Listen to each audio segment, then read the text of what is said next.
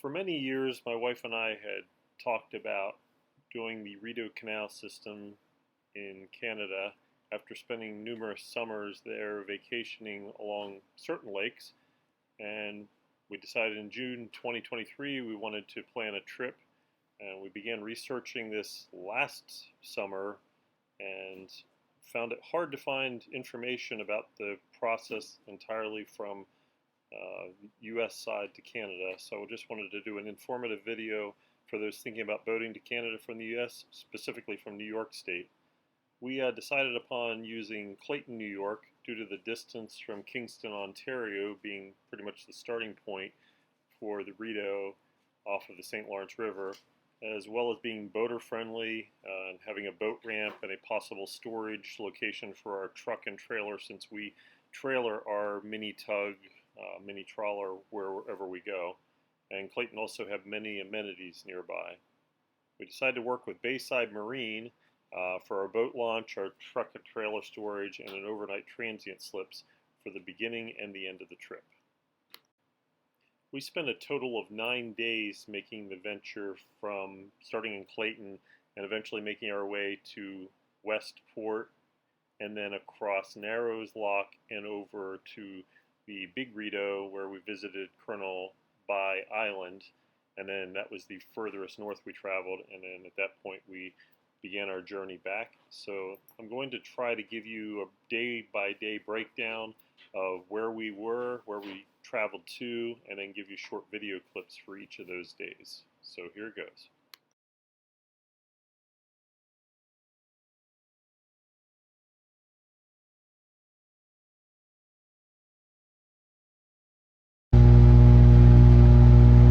Where are we cruising to right now?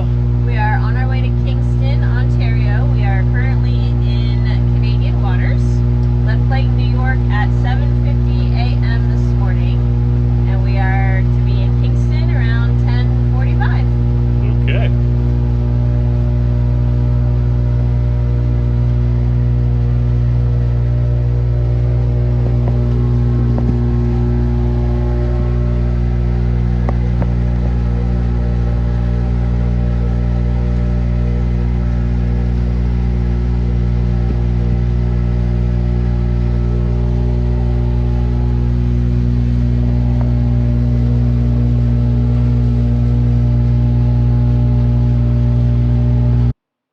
Once we got to Kingston, we immediately made our approach to Confederation Basin. We called them up on Channel 16 and told them that we wanted a transient slip if available, and they directed us to which slip to go to. And we also then went from there to use their payphone to call in for customs for Canada. Pretty easy process, about a 5-minute phone conversation, have your passports ready, have your boat registration number ready, and pretty much date of births and general information that Canada will want to know before they officially let you in. Process went pretty well though.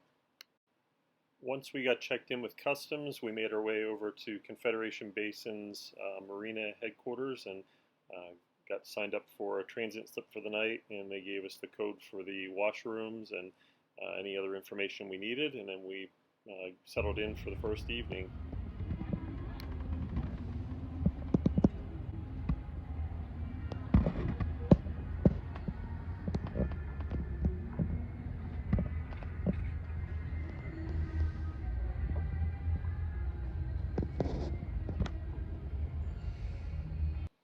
The first day on the canal was pretty much one of our longer travel days. We started at Confederation Basin and made our way through Kingston Mills, Lower Brewer, Upper Brewers.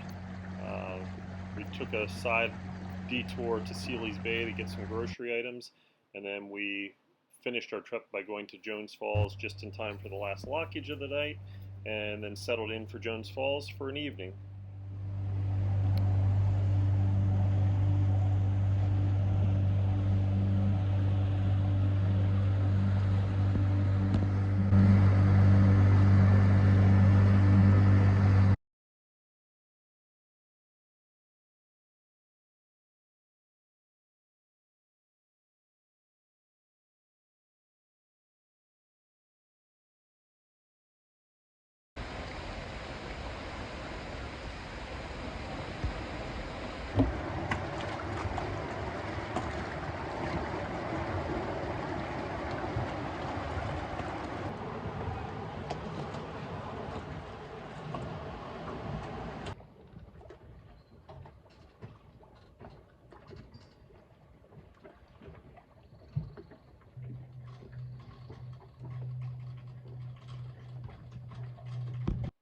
The next day was a short travel day for us. We just left Jones Falls and went through Davis Lock and eventually settled on Chaffeys Lock for the evening.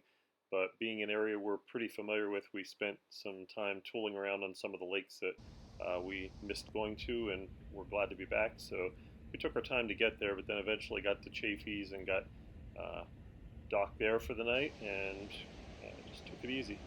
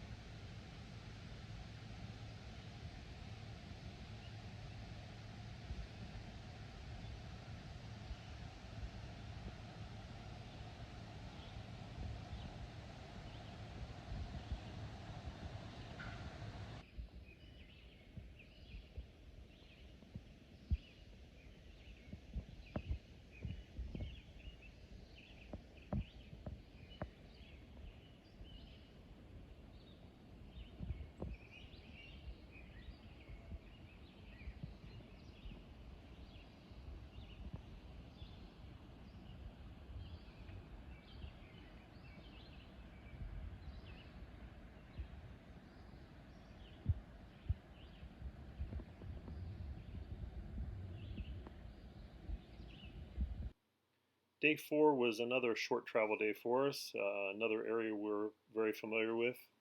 So we took our time and spent some time traveling around in some of the familiar bodies of water for us, and eventually made our way from Chaffeys over to Newborough Lakes, and then settled with Westport for the evening, and had another good night's sleep there.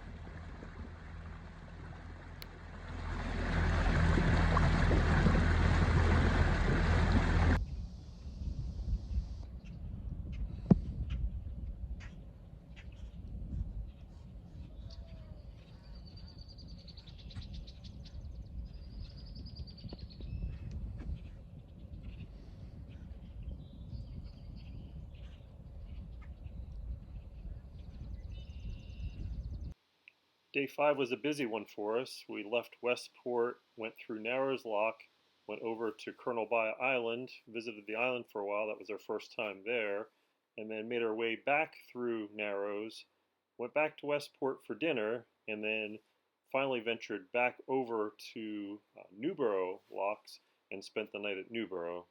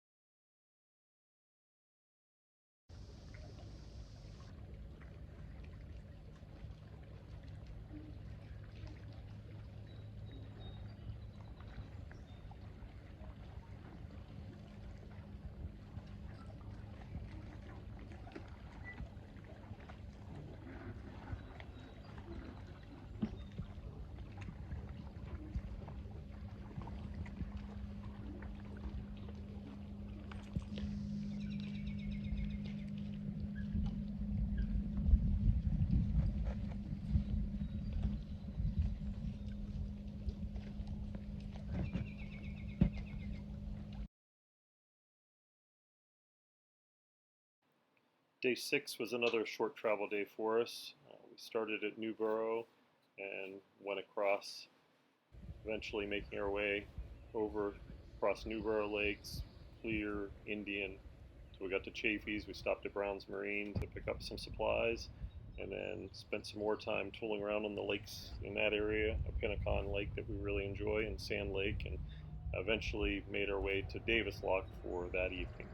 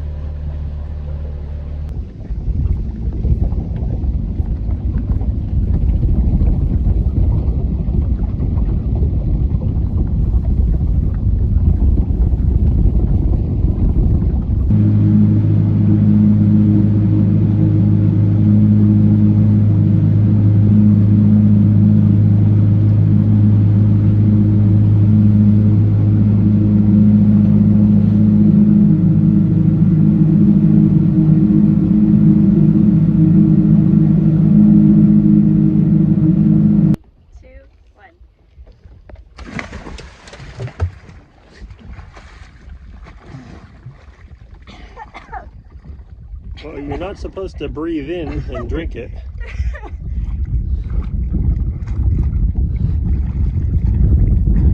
I always get that wrong.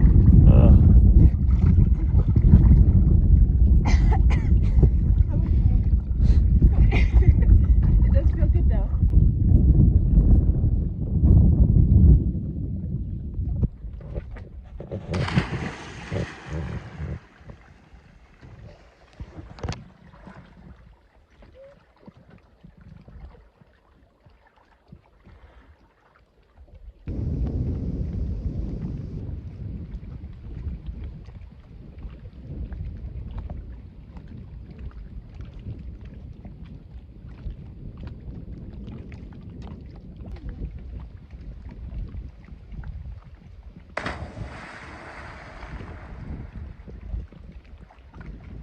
Yay! Woohoo!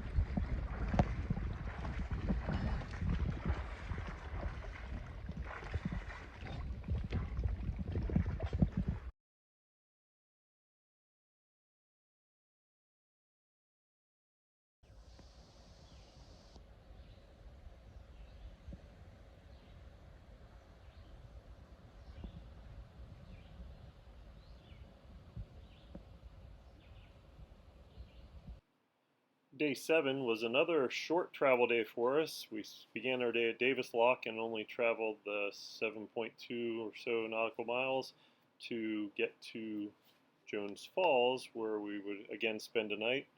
Wanted to spend some more time at Jones Falls, as we've stayed at Hotel Kenny previously and wanted to visit it. It's now reopened under new ownership, and they have a pretty good takeout menu that we were able to take advantage of since we're traveling with our dog, and spent some more time hiking around there, and just took an easy afternoon, evening, and more opportunity to get refreshed and relax.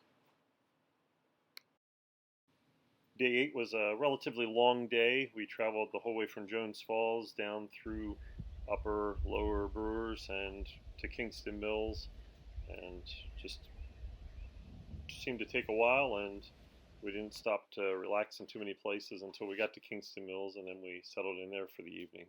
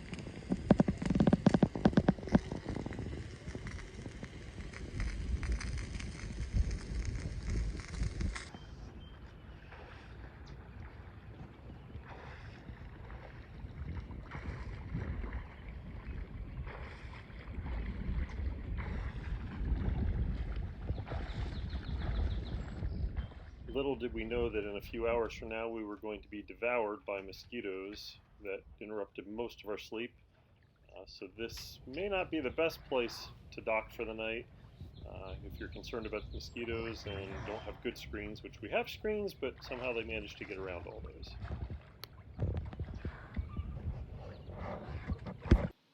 Day 9 was our final travel day. We started in Kingston Mills, which of course has a set of 4 locks, so you're already guaranteed to lose about an hour there, and we had some boats coming up from the bottom, so that actually put us back about an hour and a half just to get through these sets of locks. But once we did, it was a relatively slow journey down through to Kingston, and then a slow journey across the St. Lawrence and the whole way back over to Clayton. But we did have a little bit of smog or whatever from the wildfires, so visibility was a little less than it had been all the other days, but we managed to cross and still had a good travel day.